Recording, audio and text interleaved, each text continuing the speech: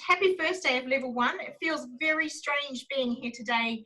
The panel and I are all in the same room, whereas only last night we were setting this room up, taking into account being 1 metre apart. So it's with great relief that we're a lot more relaxed in our presentation today. So welcome to this first instalment in our 4-part series of the High Value Nutrition Consumer Insights presentations. Today it's Chinese consumer attitudes to gut health. My name's Tracy Phelps and I'm going to be your host today. I'm the industry liaison for the Consumer Insights platform of the HVN platform, of the HVN challenge. And I'm going to say HVN from now on because high value nutrition takes up a lot of time and energy. So we'll just keep it short. It's really exciting to see so many of you online today. We've got 38 people here currently and that number is still climbing. And I can see reps from all walks of the New Zealand food and beverage landscape. We've got universities, government agencies, industry support and research organisations, but most importantly, representatives from New Zealand-wide food and beverage companies. And you're the reason that we've conducted this research. The information that we're sharing today is intended to support you in your journey to launch high-value nutrition products out into the world. Can you give me some? Thanks. I'm well aware that we're suffering a bit from Zoom fatigue. We've all been on a lot of these calls over the last couple of months, so we are intentionally planning to keep today's session short and pretty fast-paced. So just to quickly whip through our plan for the next hour, Joanne Todd's going to be joining us in a moment to formally start the session. Then I'll come back with some quick etiquette on how to make the session run more smoothly. Then we'll go straight into the presentation from Ivy Gann. Ivy's planning to talk for about 20 minutes. After that point, we'll introduce Denise and Jenny as the remainder of our research panel. And that's when the session becomes interactive. And we really want you at that point to ask as many questions as you can, and so that we get that richness from the researchers who are here today. So I'm going to put myself onto mute for a few moments, and I'm going to hand over to Joanne Todd, who's the director of the High Value Nutrition National Science Challenge. Thanks, Joanne. Thanks, Tracy. Okay, so just a formal welcome, kia ora koutou, to everybody who's on the call today. This was not how we had planned to do these debriefs of our insights work 3 months ago, but we've all adapted and changed to the COVID situation. So I'm pretty sure most of you should be fairly familiar with what high value nutrition is about and what we're trying to achieve. But really we are the National Science Challenge that has received government funding to help produce the science, knowledge and excellence that businesses need to help develop high value foods that will support the health and wellness of our consumers, whether that be in New Zealand or overseas. We have a lot of research plans and clinical work underway, and we also obviously have this Consumer Insights program, which really underpins everything we do because it all starts with the consumer. Ultimately, they have to buy the foods. You may be aware we had a number of ambitious clinical trials planned to be conducted throughout New Zealand and in Asia. This all paused about 12 weeks ago. But it doesn't mean that we can't adapt and change. So we are still focusing on developing clinical support for high value foods. Initially, those trials will now be moved to New Zealand while we cannot conduct research in Asia. And as part of this week, we'll be announcing a new research fund known as He Roro Whai Painga, which we will be looking for expressions of interest for people to join a team that will run a really large, ambitious dietary study in New Zealand where we'll be providing multiple foods to consumers and evaluating their health benefits. So we've got some exciting things coming up. We also maintain our contestable fund, which is available for researchers and businesses in partnership to apply for funding to develop up a research project, and that could be at any stage of development, whether it's early stage product analyses to understand the bioactives or the nature of foods, through to in vitro, in vivo or clinical trial models. So if anyone has any research ideas in this space that they want to progress, then please do contact us. My email's on the screen. But I won't distract from the value that you're going to get out of the insights work that has been done by the team today. We are running a series of 4 of these webinars just to debrief on the latest research findings that the team have been finding. So welcome and enjoy the session. Thanks, Tracy. Thanks, Joanne. And just so everybody knows, Joanne will stay around for the duration of this session. So if you have any particular questions you'd like to pose to her, particularly around that contestable funding that's out there, please post your questions using the chat function at the bottom of the screen. So just type them in at this point, and we'll get round to answering them after Ivy's presentation. So very quickly, I want to just go over a few etiquette tips. I hate using red text on PowerPoint slides, but these tips are particularly important because of the number of people on today's call, and you've all got live microphones. So we need to be able to manage that a bit so we don't have complete chaos. We've opted to run today's session as a Zoom meeting rather than a Zoom webinar, because feedback from our previous face-to-face workshops has shown a lot of value from that interaction of audience with the researchers. So we wanted to maintain that as best we can. Obviously, the downside does mean that we've got to manage this microphone usage. So please bear with me as we attempt to go through this. And at this point, can you just please all keep your microphones on mute? The intent is that throughout the presentations, if you have any questions at all, please post them using the function at the bottom of the screen. So typing your question in. I will go through the questions, and once we get to the end of the presentation, I will read them out. And if it's your question, I'll ask you to unmute, and then you can have a bit of a chat with the researcher, just clear off that they've answered your question fully and whether you've got anything else you'd like to add.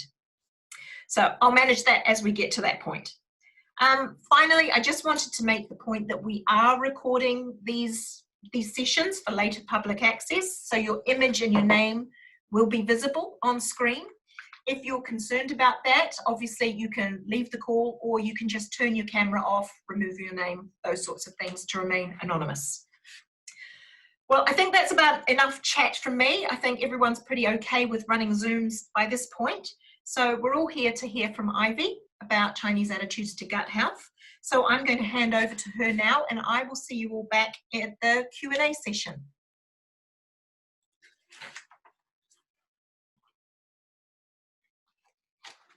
Okay, hello everyone, and welcome to join us online this afternoon. My name is Ivy, and I'm a consumer researcher at Plant and Food Research. I am a PhD in marketing, which I earned from the University of Auckland. I have been involved in high-value nutrition consumer insights team since Chanchuan, and work closely with the team in doing fieldworks in China and deliver consumer insights from the market.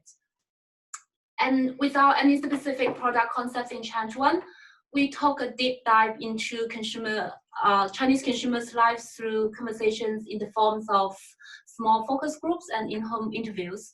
Today, we will quickly revisit one of our studies done in Chanchuan, which focuses on understand Chinese consumer with gut health issues.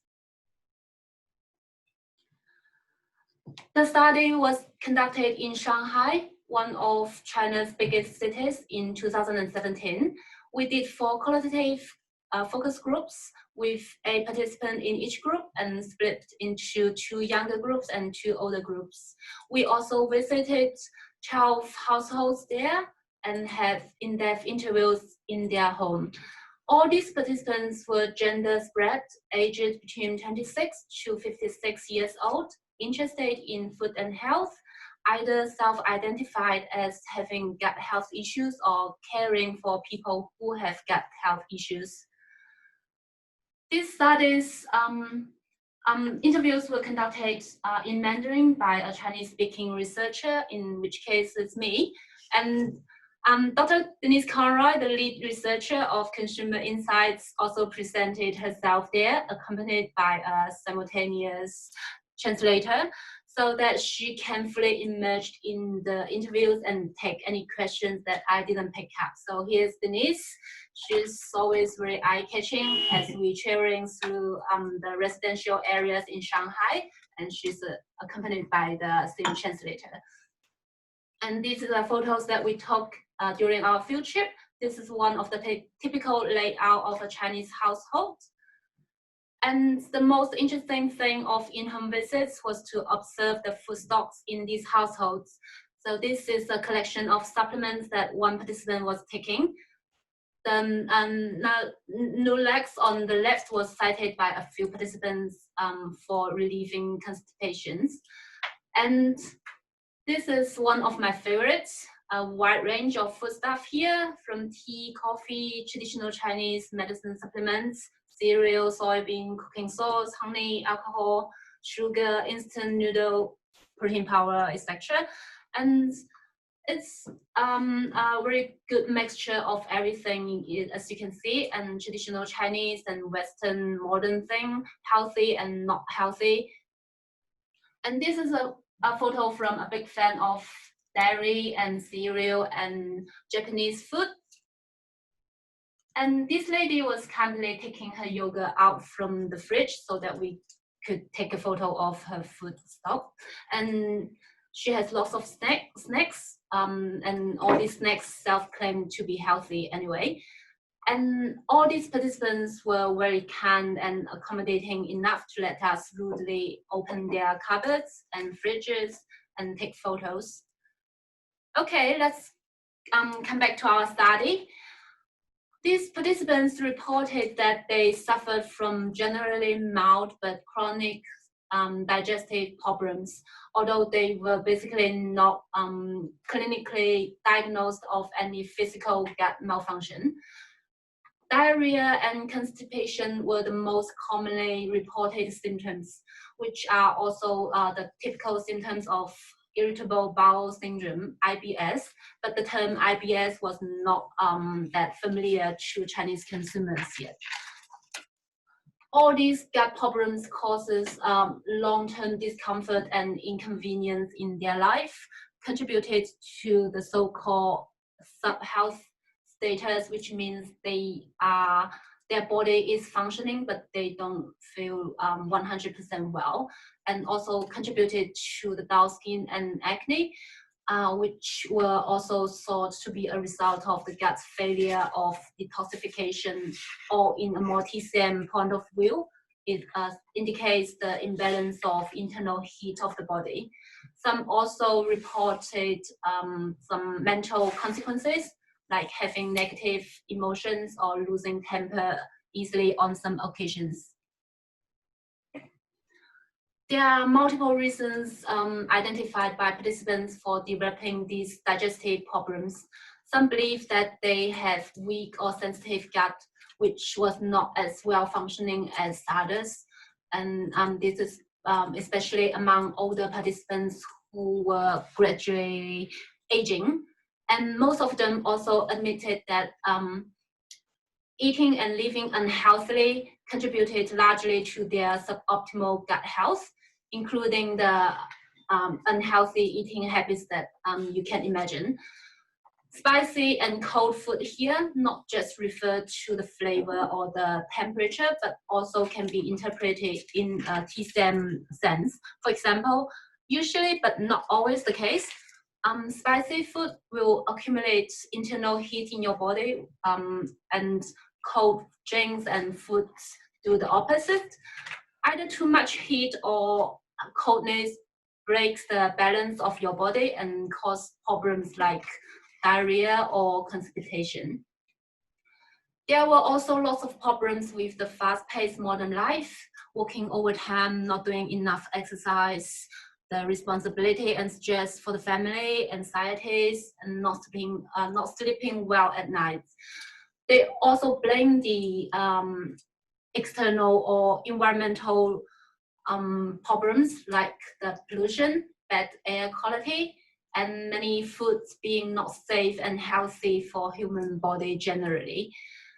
A few of them also believe that their gut function was impaired by the side effects of overconsumption or long-term consumption of medication or some products like weight loss products, which they believe to be not very healthy to their gut. Because they are not clinically diagnosed of any physical malfunction, and doctors were not more helpful than giving them some general suggestions like eating more vegetable and fruits, do more exercise, etc. So it was found that taking care of their gut health was very much depending on their self-management. Through interviews, we summarized the following 6 aspects regarding how they live through a life with gut discomforts. First of all, they keep an eye on the body through annual checkups, specialized checkups, and all sorts of self-diagnosis through their personal experience and knowledge, and lots of online resources. And the medical checkups make sure that they were aware of any developing any serious gut malfunction. They also realized that it's important to be active. So they emphasized doing more exercise is good, and it's also beneficial to give your belly a self-massage. They were also very mindful that they shall be eating a more gut-friendly diet, which was usually not their first choice in terms of good taste and convenience. And this gut health-friendly diet usually comes together with some other restrictions, and perhaps it takes more time and resources to prepare compared to a few clicks on your phone and order the takeaway. And therefore, taking complementary food therapy and supplements were also considered quite important in both forms of Western and TCM formats. And if they have developed some acute or serious symptoms, they would go to see the doctor and take medicines as suggested by the doctor. And last but not the least, regular daily schedule, have good sleep, relaxation, and enjoy some leisure activities are considered beneficial to your gut and your general health. And most of these actions or treatments are similarly applicable for maintaining general health anyway. And the insight was that there was no existing effective long-term solution in the market that can truly solve their digestive problems. Many reported that they know they would suffer from digestive discomfort if they don't control their mouth and eat whatever they like, but they just can't control and go for what they want. And indeed, it's hard for some people to resist the temptation of their favorite food. So it's the market for new food with digestive health claims is promising, and the demand is huge.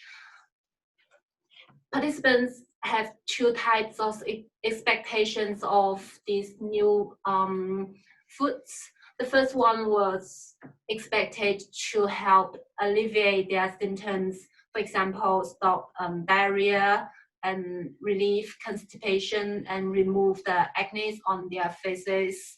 And definitely alleviating these symptoms is not enough. They demand something that can help to solve the root of these symptoms, which they believe to be relying on a healthy intestinal flora and regular bowel movements. And once the root of the symptoms are solved, they would have a really healthy gut and can be resilient. In terms of the products, it's important that the product shall be natural, fresh, and using green ingredients. And by saying green here is not just referring to the color of green, it also means clean, fresh, chemical-free and pollution-free, and environmentally friendly, ecological and sustainable, and you name it. And it's also very important that advanced technologies shall be applied to make sure these health benefits can be delivered through these new products. For example, they wish that the technological breakthrough can make the size of the ingredients smaller, so they can be easier absorbed by the body.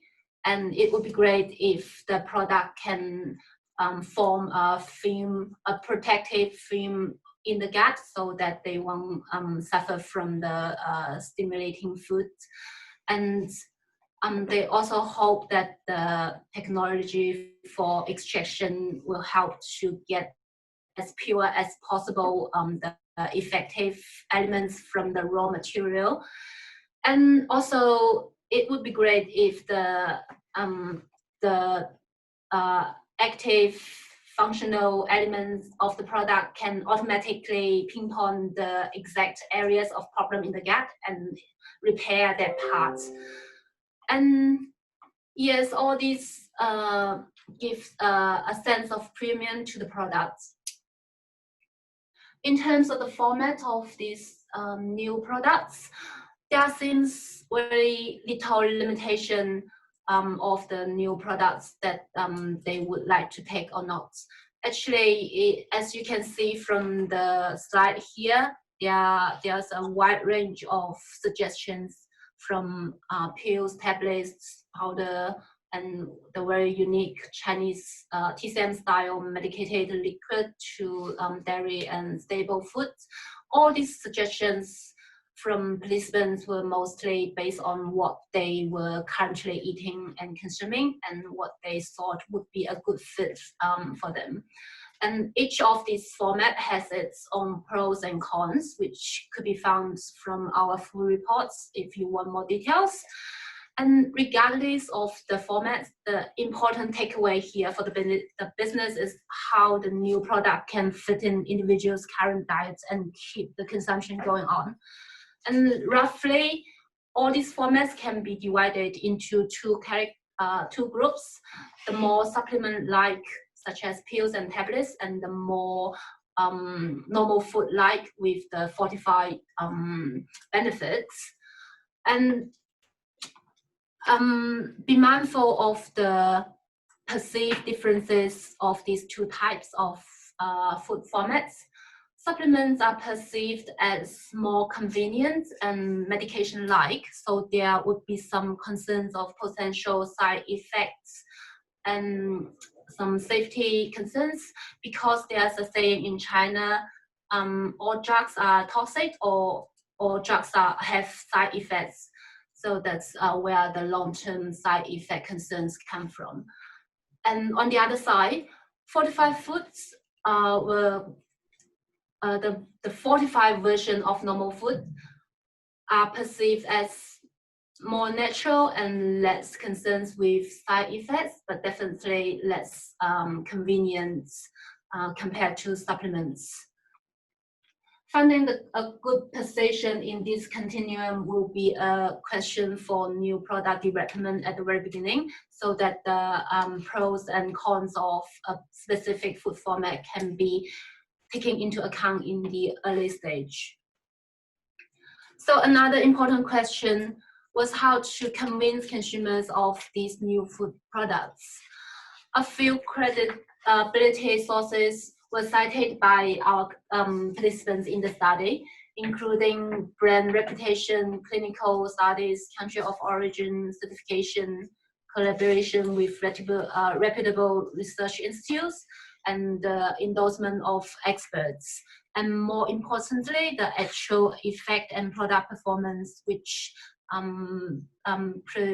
preferably communicated through word-of-mouth communications. And as you can see, there were great demands in the external assurance of the products, including some impersonal accreditations and interpersonal word-of-mouth communications. And through multiple studies, we consistently found that the lack of trust in food in China is an issue over the years. And therefore, it's important that the credibility of the new product has to be addressed when entering the market. And again, all these credibility sources listed here are general principles for building product credibility in China, and for each product there should be case-by-case story at the practical level. And I will finish up with these final notes. The demand for new products that can help improve gut health is huge, and consumers, at least those Chinese consumers that we spoke to in our study, are open to try these new products. And in general, New Zealand has almost all the elements of a good story of new food products with proven health benefits. The effectiveness of the product lies in the center and supported by the reputable brand New Zealand, and then make connection to the target audience through carefully selected credible channels. With these three pillars and all the insights that we shared previously and in the future, we hope our food innovations would be able to find their positions and make their way into the market easier. And yes, that's basically all from me at the moment, and I will hand over to Tracy and back into the panel soon. Thank you, everyone. Thanks, Ivy. That was fabulous and very detailed, and I hope everyone's taken a lot from it. I've had a few questions coming up, but please feel free to use that chat function now to put any questions to our panel. So I'm going to zoom our camera out so that you can meet our panel. So I'm bringing Denise Conroy and Jenny Young onto the screen there alongside Ivy. All three of these fabulous ladies have been out to China to participate in the HVN research that we've done out there. So also, please don't forget, we've got Joanne. She's still online. If you've got any questions you'd like to direct directly to her around contestable funding or more fundamental questions about how HVN works. So I think what I'll do first and foremost is just answer a couple of these questions that have come up on the screen. I've also got a few noted down here from past sessions that I'll contribute. So I'll pose the questions and then I'll come back to the people who have raised them and ask if we've answered you fully or if you want to talk to the researchers in more detail. So I'll start off with Simone. I can see that you're on there at the moment, and you've asked us a little bit around, are doctors' treatments more aligned with Western medicine or more with TCM, or are they integrating both? So if I turn that over to the panel to answer, and then Simone, feel free to turn your mic on and contribute. Thanks. So basically, consumers can choose to see a TCM doctor or a Western medical doctor, and that's where they get different prescriptions from different style of doctor. But usually doctors in China, the TCM doctors, will also receive some degree of Western medicine training, and Western trained doctors also have some sort of sense of TCM. Yeah, so there's a chance that they will have some integrated prescriptions. I think I'll just add a little bit to that. Apart from saying, please come to the session this time next week when we will be talking about the doctors. I think TCM is so woven in the culture that it is impossible to ignore. And even when we were speaking with younger people who may be saying they don't really believe, but they would still be using the medication as well. So it's really, I don't think you can separate it from the culture. So both are very influential. Great. Thank you. Simone, did you have anything else you wanted to add there, or are you happy with that response? Thank you. Fantastic. Thanks. Now, I've just got your email address here, but is it poipoi.tam@convita? You very helpfully answered a question I posed from an earlier session that we had around, is gut health linked to beauty commonly by Chinese consumers? And you said that yes, in Southeast Asia it is. I was also going to put it over to the panel because Ivy did mention that link with acne and skin tone and so forth, to see how common this is. I guess that's quite a common thing, especially among females, and especially young females. They care really quite a lot about how they look, and the beauty is something that they consistently pursue. So there was an understanding of the function of gut, which is detoxification, which help to bring the rubbish out of your body. And if your body is clean, then it's more possible that you will have really clean skin, and that's how they relate the gut function to the beauty, the main way. Also, gut is responsible for absorb the ingredients. So if you get enough nutrition from what you have eaten, and then that can help to build up your function, your body function, and that also in general help to improve how you look, your body shape, and most importantly your skin. Great. Yeah, I'll just add a little bit to that. I think we also saw this with the young men as well. Yeah. And there was a really equating and almost interchangeable the idea of being healthy and being beautiful or looking good. So it was the same thing to many people. Thank you. We've got another question here about the criteria we use to recruit people for our work. So how do we pre-select households to run in the survey based on location or household income? I know there are huge knowledge gaps about health in different income groups in China. Want to comment on that? Are we able to comment on that? Yes. Okay, so we were quite deliberate in selecting Shanghai. It's impossible to actually sample China because you wouldn't have the budget or the time. So you have to decide what you're going to do. So we picked Shanghai because it is a transient city in many ways, in that lots of people come to Shanghai to work. I think in all the work we did, it was a handful of people who were actually born in Shanghai that we spoke with. Everybody else was from different parts of the country. We did have a not high, but a moderate income threshold, because we were particularly looking at people's perceptions of people who could afford the products that are likely to go to market. And we, for each of the health concerns that we were wanting to interview, we deliberately wanted people who were either themselves saying that this was a problem for them, so they had a problem with their gut, or they were living with someone, their partner, their parent, or their child who was struggling with this. Fantastic. We've had a couple of questions also relating to social, to the demographics of the sample. Simon's asking whether we saw any age-related trends. Can you recall? I know it's qualitative, so they're not going to be reflective of the market, but anything to note?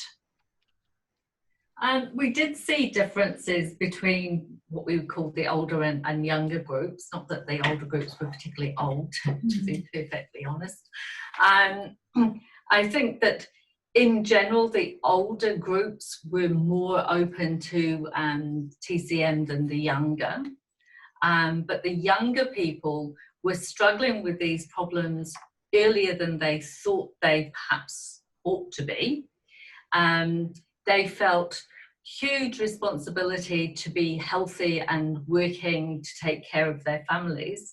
So they were very much looking for product that would help them with their health and their responsibilities. Right. Yes, I think also certainly the ones I interviewed, the younger ones, felt a lot more pressured with lifestyle concerns, etc. The busy state of their lives is so much more impacting upon them. So they're the ones that perhaps have a much greater sort of pressure and certainly succumbing much more earlier than their parents did to these types of conditions. Yes, so the motivation may be slightly different between younger groups and older groups, because the younger groups are, they have to look after their older parents and their young kids, while the older generation may be more concerned about enjoy their retired life. Great, thank you. Simon, I'm not sure if you're still online there. I hope that that's answered your question. If not, unmute yourself now and ask any additional questions. Similarly, we had Roy asking about socioeconomic groups. I think we've probably covered all that off in this demographic discussion. But please chip in if you've got anything additional now. Because the retirement age is actually quite young, isn't it, in China? It's younger than in it's in the 60s, early 60s. Yes. Then you would typically be expected to be retiring from work. Yes. Okay, I'm going to ask now, we've got a question from Rapage. I'm not sure if that's your code name or what, but the question is, was there greater emphasis on nutrition, sleep, or physical activity for improving gut health, or was it all three? Shall I go? I think that perhaps, like, if you did the research anyway, there was quite high awareness of the importance of each of those, but there were a lot of barriers identified as to why people couldn't comply. So commute times are really huge for a lot of people in Shanghai. It's not unusual for people to take 2 hours to get to work on the train, and that's usually standing up, and then 2 hours home at night as well. So their relaxation time went into the night because they weren't ready for bed. They didn't feel they'd had sufficient leisure time. And that seemed to get combined with snacking as well, because they were gaming or watching TV or whatever they were doing, and snacking as well. So that there was understanding of what was best practice, if you like, but difficulty in controlling it, and quite a few barriers. I think Ivy mentioned about not being able to control your mouth, and that's an actual saying that we heard from many people. I can't control my mouth, which I think is fantastic. That's something I can adopt as well. And I think that there wasn't lack of knowledge of what may improve, but there was lack of behaviour that was going to improve. Oh, thank you. It was Rachel Page. So that's brilliant. Thank you for that answer.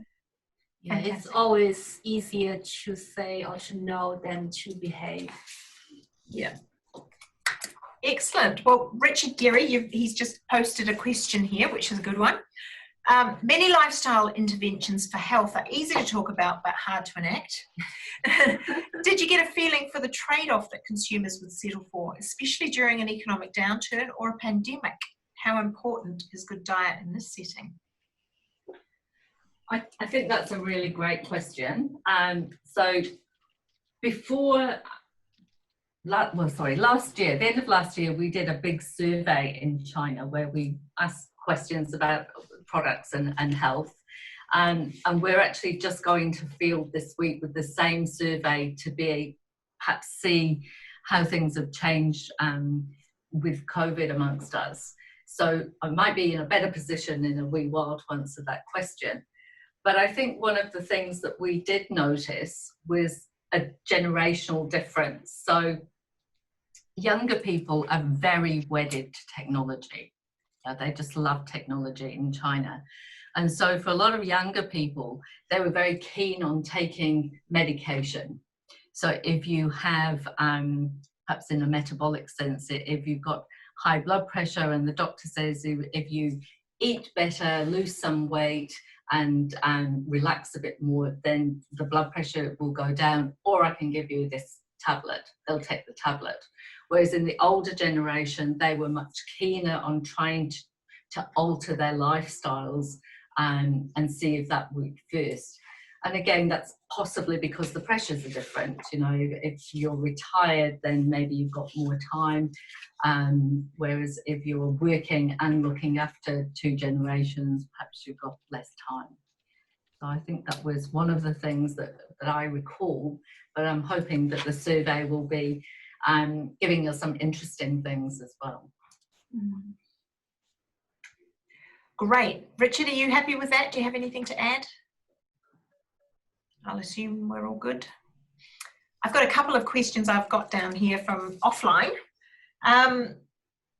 Firstly, were there any obvious beliefs around the difference around Chinese food versus Western styles of food relative to gut health? Do you want to answer it? Yeah, in terms of the cooking styles, according to our interviews, participants usually think that Western food, which they usually refer to salad, is definitely healthier than some Chinese cooking style, which always use lots of sauces and oil and have heavier flavor. But they also differentiate the westernized junk food like McDonald's, KFC. These are actually not included in the Western food. So in terms of whether Chinese food or Western food, which one is healthier to the gut, and usually the answer will be Western style of cooking. And they did mention quite a lot that they try those light meals, which is always in the form of salad and less meat. But again, it's a cooking style thing. Even for Chinese food, they can try to have a lighter version using less oil and less salt, this kind of thing, and make their Chinese cooking, Chinese food also healthier to their gut. Great. Anything else? Okay, I have another one here. Is your wealth your health? Do wealthier people typically have better health? Is that something you saw out in China? I think that's probably true for the world. Right. Yes.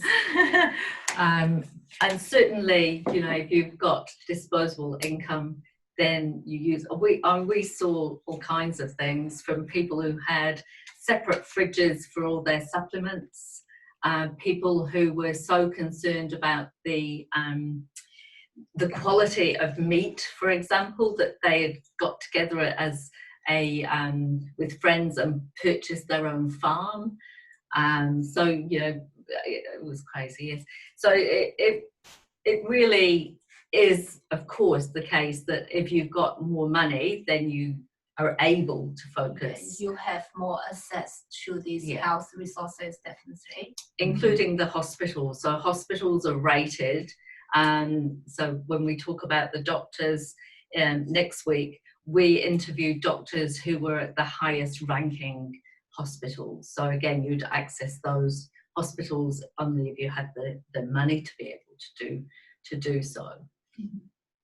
But I think on the flip side of that was that having more money meant you could eat out more, and then there was a lot more consumption of alcohol and eating out, business dinners, plus not only eating out in the evening but eating out at lunchtime as well. So that actually sometimes, in some cases, actually having more money led you to perhaps even unhealthier choices as well. So. Brilliant. Okay. So it sounds like there's quite a bit of interest in understanding what doctors are doing in China as well, and this balance between TCM and modern Western. I have another question, slightly different from that. Do consumers perceive contradictions between their desire for high-tech versus natural products? Do they care?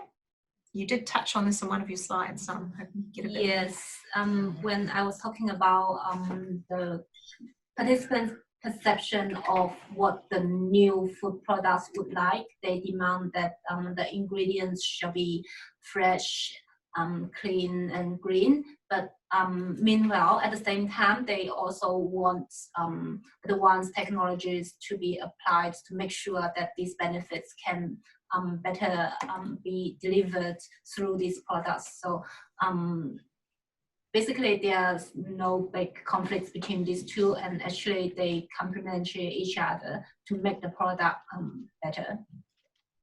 Give us it all. Yes, please. Okay, and then lastly, it was around modesty, really. Would people be embarrassed to purchase a product that openly stated it was for constipation? Are the Chinese population a modest race when it comes to these things? I don't think, well, I probably can answer better issues from the culture, but I don't think it's about modesty. I think there are cultural differences. So no, I don't think they'd be embarrassed at all. I think that they, from the interviews we've done, people want very clear labeling. What is it for? So that they can identify the product that's going to be helpful for them and their issue. Great. Yeah, from my personal experience, I don't really feel that embarrassed. No. I guess if you want something for constipation, you need to know that that is in fact what it's for. Okay, it looks like the questions have sort of dried up at the moment. So if anyone's got anything, now is the last call for popping any questions onto that chat feed. If I could just get the slides back up and I will start to wrap up. Please feel free to still contribute things as I speak. I'm just getting Ivy to bring up a final slide there. Okay. Okay. Well, just to say that this work did take place in 2017, and those of you who haven't already seen the report, you can get access to the full and comprehensive report through the HVN website. That's the website there, and once you're in there, you go to the extreme right and find that knowledge tab. And if you haven't already got a login, please just request one. That'll come through to you within a couple of days, and then you've got access to all of the reports that have been generated from, well, particularly the Consumer Insights team. I can vouch for all of those ones, but there's a treasure trove of reports and great information in that resource. Following on from that, I guess it's just time to really wrap up. We haven't got any more questions, but thank you for the great feedback.